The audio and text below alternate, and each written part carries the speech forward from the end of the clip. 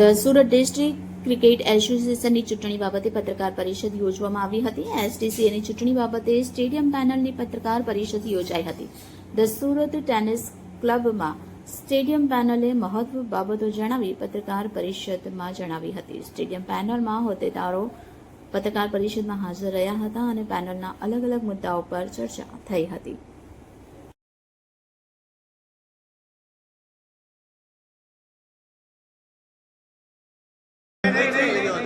Stadium panel છે તે સમાજના વિશાળ પ્રતિનિધિને રિપ્રેઝેન્ટ કરે છે એ રીતની સ્ટેડિયમ પેનલ છે. અમારી પાસે ટ્રેઝરર પણ છે, ચાર્ટર્ડ એકાઉન્ટન્ટ છે, ડોક્ટર છે, એન્જિનિયર છે, લોયર્સ છે, બિઝનેસમેન છે, ક્લબોના માલિક પણ છે, પીપલ્સ બેન્ચના ચેરમેન પણ છે, ફોર્મર રણજી ટ્રોફી પ્લેયર અને કેપ્ટન પણ છે અને ઉદ્યોગપતિઓ પણ છે. એટલે આ જે સ્ટેડિયમ પેનલ છે તે તમામ જૂથને રિપ્રેઝેન્ટ કરે. સમાજમાં ઉચ્ચ સ્તરે જુદી જુદી સંસ્થાઓમાં તેઓ સેવા આપે છે અને આપી ચૂક્યા છે અને તેમના વિશાળ અનુભવને ધ્યાનમાં લઈને આ સ્ટેડિયમ પેનલ બનાવી છે. છેલ્લા 20 વર્ષમાં સ્ટેડિયમ પેનલે જે ડેવલપમેન્ટ કર્યું છે તેને જ અમે આગળ ધપાવશું અને અમારું જે સૂત્ર છે ડેમોક્રેસી, કન્સિસ્ટન્સી અને પ્લાન ડેવલપમેન્ટ તેને જ અમે વરેલા છે અને તે જ રીતે અમે ચૂંટણી લડીએ છીએ. અમે કોઈ નેગેટિવ પ્રચારમાં માનતા નથી. અમારું જે પરફોર્મન્સ છે તે જ અમારી મૂડી છે અને એ પરફોર્મન્સ જ અમને આવતીકાલે જીતાડશે.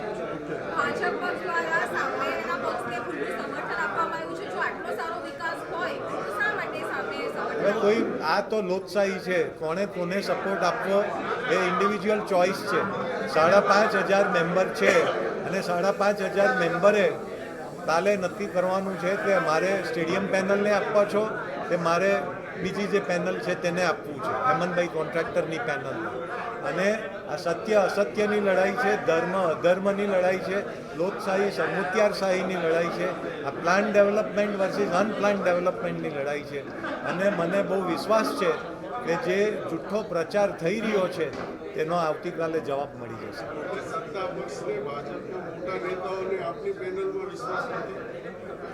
વિશ્વાસ એ લોકોને બધી જ પેનલમાં છે. મુકેશ દલાલના ભાઈ અમારી સાથે ઊભા છે તો એ બી ભાજપના સાંસદ છે.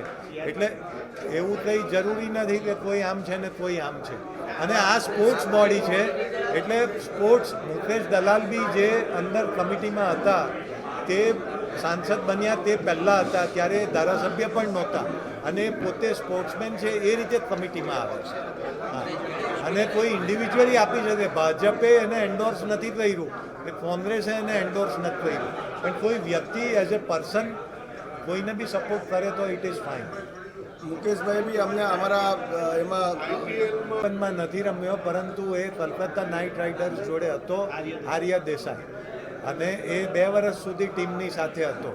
એટલે એ દિવસો દૂર નથી કે જ્યારે એ લોકો આઈપીએલમાં રમે. See it is a performance base selection અને you have to perform, you have to excel at the highest level અને એ પરફોર્મન્સ કન્સિસ્ટન્ટલી આપવું પડે. અને આ ફ્રેન્ચાઇઝી ડ્રીવન આઈપીએલ છે એટલે જે મેરિટ હોય કે જે કોમ્બિનેશન ટીમના બેસતા હોય, પ્લેયર રિટેન્શન, ડોમેસ્ટિક, ઇન્ટરનેશનલ, તેને ધ્યાનમાં રાખીને પ્લેયરનું સિલેક્શન થતું હોય છે. એટલે ઘણીવાર you may be a good player પરંતુ ટીમ કોમ્બિનેશનમાં તમે ના બેસો તો તમને ના લે. એકેડેમીમાં આપણે ત્યાં 800 થી 1000 છોકરાઓ રોજ આવે છે સવાર સાંજ. કોચ દરેક એજ ગ્રુપ પ્રમાણે હોય, 20 થી 25ના બેચ પ્રમાણે આપણે કોચની એ કરીએ છીએ. અને તમને નવાઈ લાગશે પરંતુ આપણી પાસે લેવલ 1, લેવલ 2 અને લેવલ 3ના ક્વોલિફાઈડ બીસીસીઆઈ કોચિસ છે.